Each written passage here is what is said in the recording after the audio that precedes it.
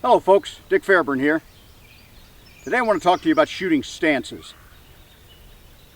If you've been told that the Weaver stance is antiquated, ineffective, or downright dangerous, it'll get you killed, I wouldn't be surprised, because that's the lie that's been told about the Weaver stance for probably 40 years now.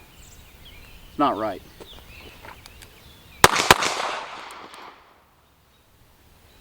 If you want to hear the truth about the Weaver stance, stick around.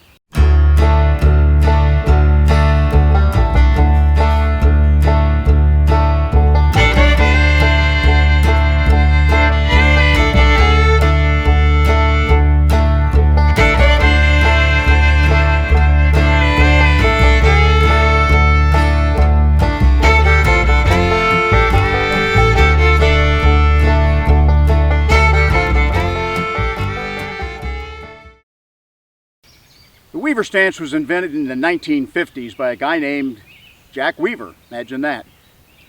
He was an LA County Sheriff's deputy, and he had participated in a shooting competition that Jeff Cooper put together around Big Bear Lake in California in the 1950s. They called it the leather slap.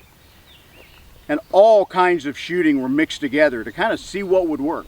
Different kind of stances, different kind of targets, different courses of fire. Jack had been there a couple times, and he'd tried the way he'd been trained, which was that single hand crouch shooting like that. Then he tried a double hand crouch shooting. He did okay. He said he came in second, but it didn't seem right to him. He eventually went with what he just called a fighting stance, like you would do in boxing or martial arts. And eventually he got to where the pistol was up pretty much in the line of sight. So it's like, gee, they got these sights on there, that's kind of cool. We can actually use them and hit a lot better and hit just as fast. So the Weaver stance became the way to do things. It was one of the foundation elements when Jeff Cooper moved to Arizona, opened Gunsight Ranch, and developed what he called the modern technique of the pistol. So why have you been lied to all these years about the Weaver stance? I think there's two factors here.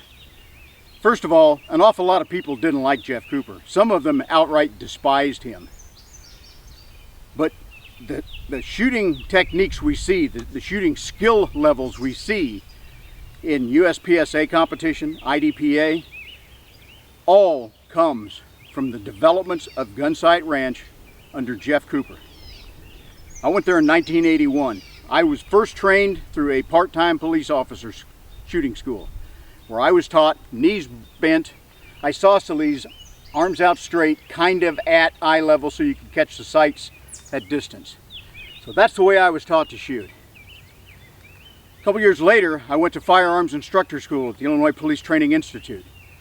They shot the same way. That was the standard in the 70s. But by the time I went to Gunsight in 81, Weaver was starting to take over. And I learned it from the guy who learned it from Jack Weaver. So I think I've got a pretty good idea of what it's supposed to look like. And it is absolutely nothing like what your instructors have probably told you. Okay? Let's just start like this, squared off on the target. Cooper told us to go about a half of a foot step back with our strong foot. Not very much, a few inches. Feet shoulder width apart. Just get solid. Knees are straight, but they're not locked, okay? There's a little bit of bend to them. Those of you in the military, you were trained at the position of attention not to lock your knees. Because if you stand that way for quite a while on a hot day, you're probably going to pass out and fall on your butt. Straight, but not locked. I'm off at about maybe a 5-degree angle is all. And the Cooper said, bring the pistol up in your strong arm, and it's mostly straight. Can be bent a little bit. The left arm comes up and bend this elbow to whatever degree works for you. It can be almost straight, it can be pretty severe. I'm kind of halfway in the middle.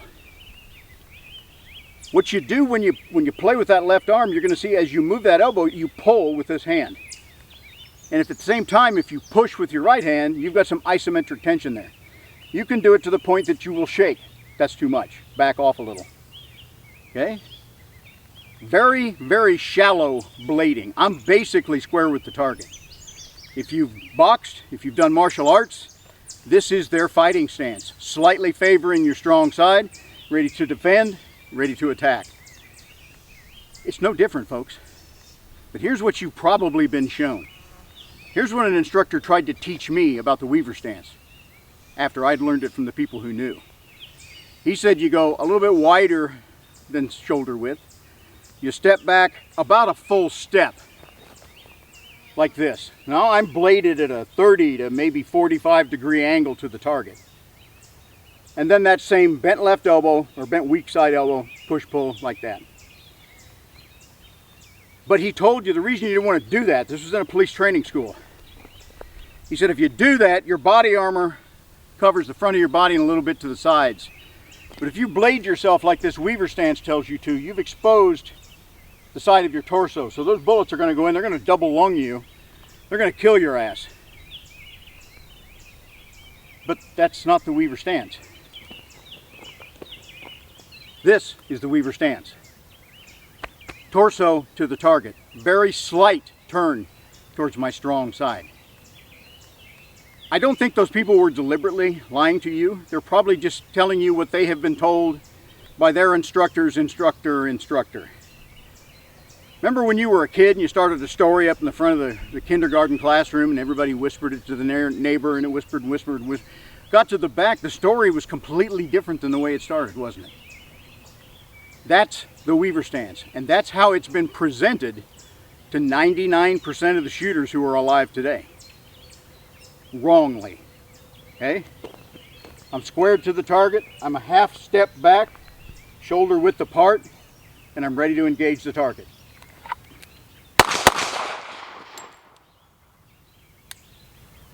I can check my 6. I can make sure I break tunnel vision. And if it's safe, I holster. I'm almost square with the target, just a little off. And I'm going to show you why that just a little off is important. Most programs still train some degree of kneeling shooting for longer distances. Perhaps for getting down behind a vehicle or other cover location.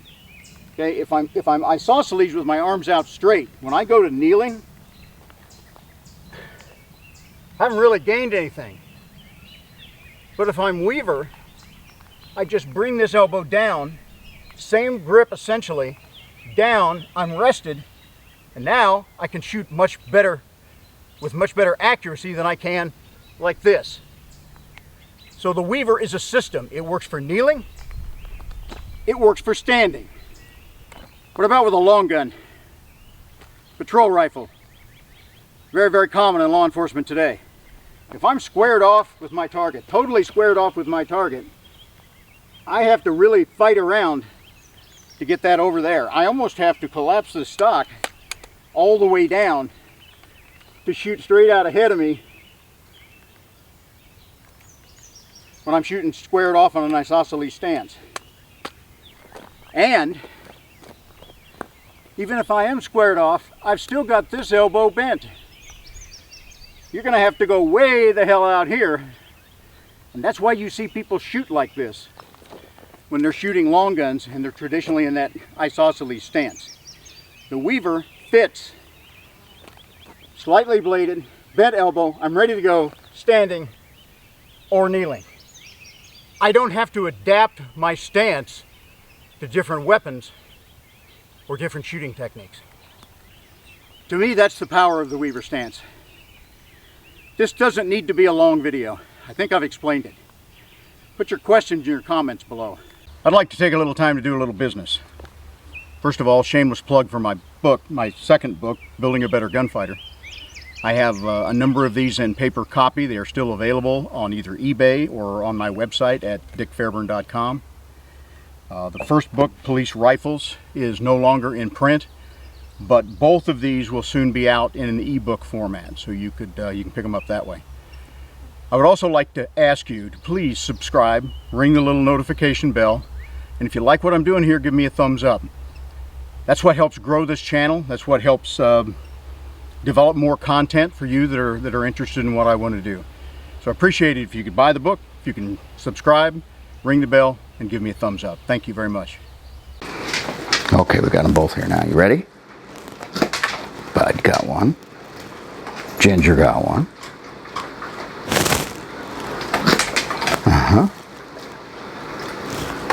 Oh, she missed it. She usually gets them, doesn't she, Bud? Okay, girl, last one. You ready? You ready? Yeah! That's all there is till next time.